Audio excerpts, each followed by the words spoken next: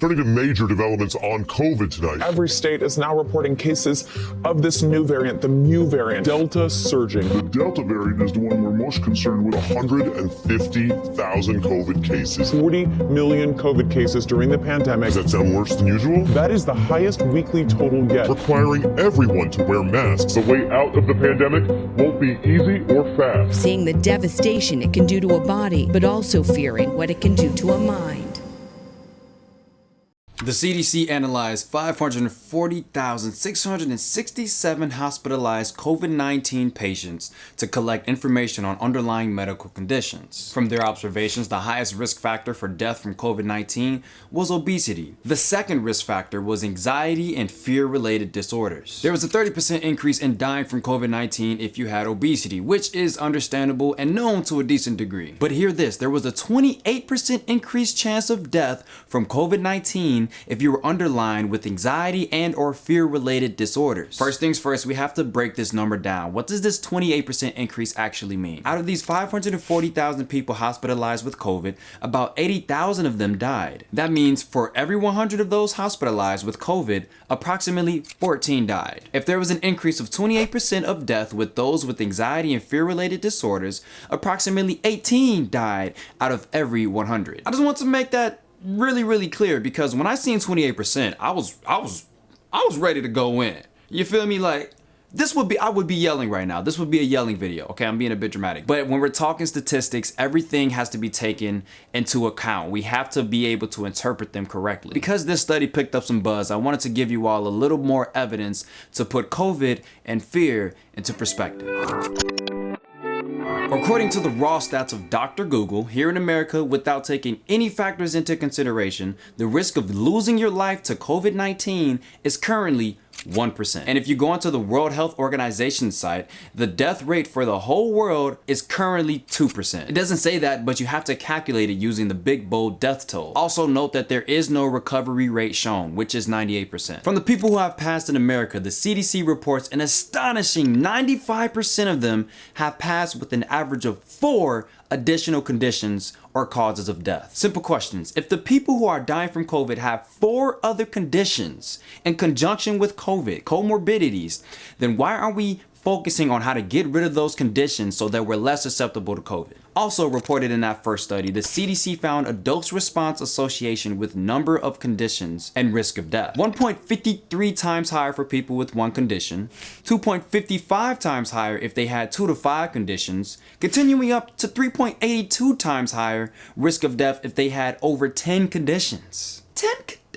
I can't find a single study that's talking about the risks of severe illness or death from COVID that's not talking about these figures. The literature, it's all over the literature. It's everywhere. Again, these findings were conducted by the people of the CDC, which are probably recommended right under this video. They're recommended under any video that mentions COVID. They recommend wearing a mask and staying at least 6 feet away, which, okay, I get it, but why aren't we saying anything about upgrading our health, taking control of our health? They know that works even better because it's in their literature. How come when this thing hit, we thought of separating from each other and hiding our face instead of finding more healthful strategies to take care of home base? Why was our response to defend instead of reinforce ourselves? There's not a commander in the world that'll tell his soldiers to retreat before they even attempt to fight. Okay, Johnny, but some people did both. They wore their mask, they social distanced, and they boosted their immune system. We're on our way to 2 years into this thing. On our way, we're almost there, and nothing has changed. The curve has not flattened,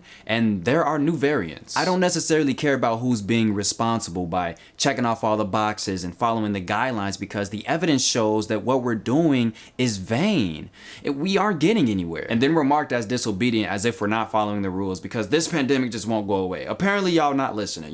The pandemic won't leave, y'all not following instructions. That's a false narrative. There wasn't a car, you seen it, we all seen it. There wasn't a car on the road for the first 2 weeks of the lockdown. We started to open back up. Now we can't even operate as a normal human in society without a mask, soon without a vax.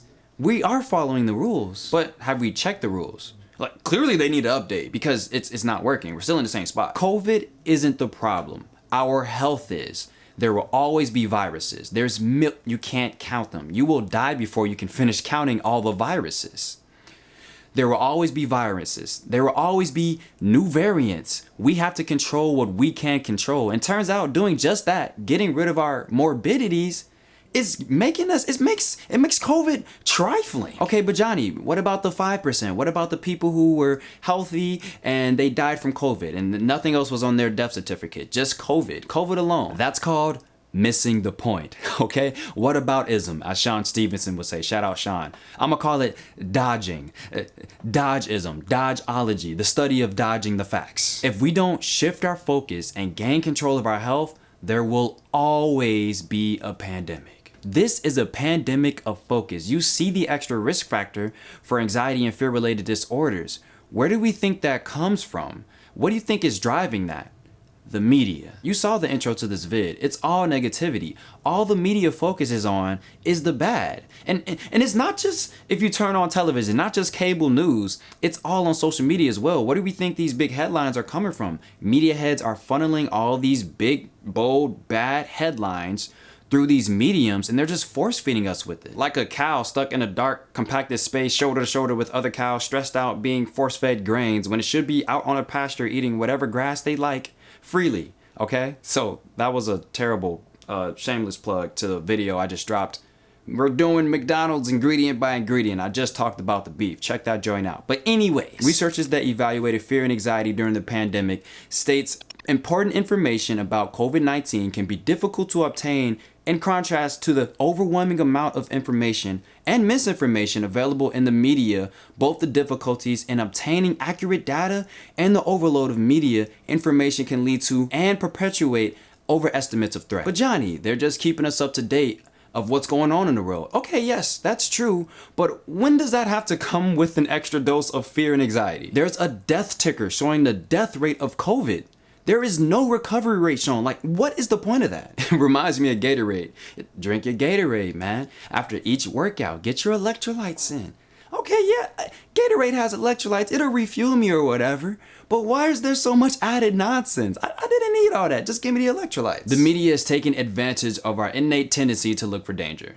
We evolved with that tendency. It got us to where we are. It helped us survive. We have to constantly be aware of danger so we can avoid it. The media is taking that of which is natural and manipulating our psyche by constantly presenting the danger again and again and again. These headlines make us feel as if there's some kind of looming threat and that we have to be aware of this impending danger, and we always have to be thinking of that, but we don't. Y'all seen Courage the Cowardly Dog? My man's is always scared.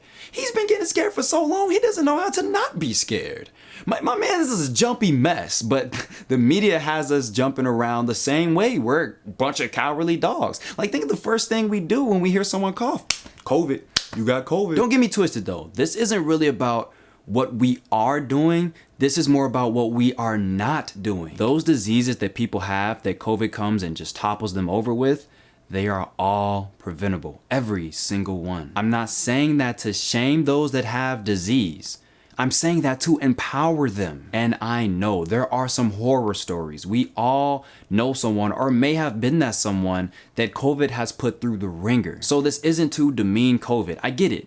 But this is to say there is something we can do. And that is what I mean by what we're not doing. The media isn't focused on getting us healthier. They're focused on constantly scaring us so we feel like we have to always tune in. Fear mongering is the action of deliberately arousing public fear or alarm about a particular issue. Why does the media monger fear? I want to give you 3 common theories about the purpose of fear mongering. One theory is to split the people. The unification of people is powerful. It always has been and always will be. When people come together in unity, changes happen. Differences are made, impacts happen. In order for us to lessen the power of the people, we can simply split the people. Prime example, we can make the narrative about how this pandemic is really a pandemic of maskers versus no maskers, vaxxers versus anti-vaxxers. Another theory, to develop subconscious ideology. This is often used by politicians. They use very calculated language and stories to get you thinking in a frame of mind that's more aligned with their policy. Think Detective Alonzo from Training Day. All right, we're keeping it light here. He's very manipulative and deceptive, and he uses his words in a way, you know, like he can't be wrong. He uses his language in a way to where he makes you rethink what you think. The last theory, drama. Humans have always been attracted to drama. If the media can use drama as bait to reel us in, oh, easy money. Walk this road with me, seriously. Could you imagine? Could you imagine how wonderful it would be if the media actually endorsed wide health promotion in an attempt, a legitimate attempt with heart behind it, to get the people help? What if instead of slapping that giant death toll that just keeps rising, it's one number, no context, instead of that, what if we were looking at specific case studies of survivors, or looking at how we can use integrative strategies to really actually do something about our health and our immune system? What if they put out information on how to make us less susceptible to viral infections? You see how the perspective is different? How we just shift that focus? This pandemic is subliminally rendering us as powerless. We are discrediting the power of our immune system, and we are demeaning the power of the mind. I heard someone say that the brain is the dumbest muscle in the body. Now, let's not be too technical here, because there's clearly a couple things wrong with that sentence. But think about it. The mind believes everything we tell it. So if we're tuning in and constantly letting in fear tactics by these headlines, then we're going to respond in fear. Guys, this pandemic is all about perspective. It's all about what we choose to dial into. If we choose to dial into the media and we're constantly scrolling and watching and taking out all that in, and we're not focusing on ourselves and then our family and then our community, we can have the complete opposite spread. See, we're worried about mitigating the spread of COVID when we should be trying to maximize the spread of health. It's a complete 180, a different perspective. The reason I can speak with so much conviction behind this is because I always do the research.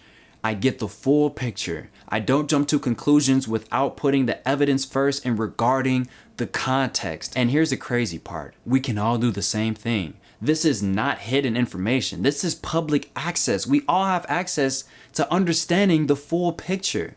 We all have access to this. If we don't get this information on our own, then we are subject to whatever the media chooses to inundate us with. When you educate yourself, you are a lot less pervious to what the world is freaking out about. You're calm, you're cool, you're collected, you're understanding things more. You're able to make those connections without jumping to conclusions based on the first headline. And from that, you can make the proper decisions, evidence-based decisions. You're in one of two boats right now. Either you're infuriated, so you're not here because you clicked off, or you're in the other boat. You're sticking around and you want to shift your perspective. So let's talk strategy in part 2.